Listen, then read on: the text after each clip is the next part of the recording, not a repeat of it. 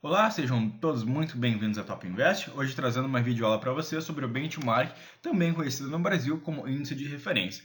Para qualquer tipo de investimento, o benchmark é muito importante, porque ele é uma base de comparação. Pode ser na poupança comparada à inflação, ou o caso mais comum que a gente tem no Brasil, que é o CDB comparado a um percentual do DI. Por que o CDB? Porque o CDB pós-fixado, geralmente, ele é pago um percentual em relação ao CDI, que é o Certificado de Depósito Interbancário.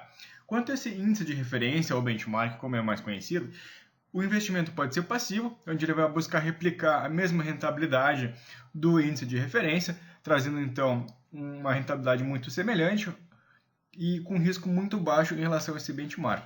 Ou ele pode ser também ativo.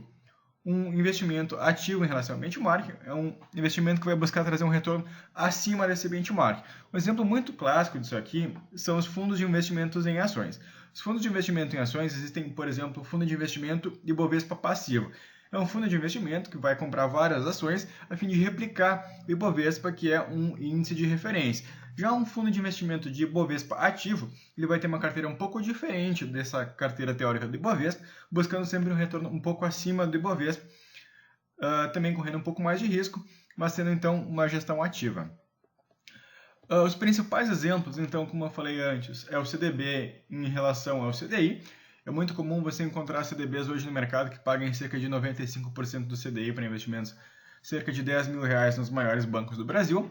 Os fundos de investimento referenciado daí é um exemplo de fundo de investimento passivo, e também os fundos de ações, tanto os fundos de ações ativos quanto os fundos de ações passivos. Ele pode não ser somente em relação ao Ibovespa, o fundo de investimento, tá?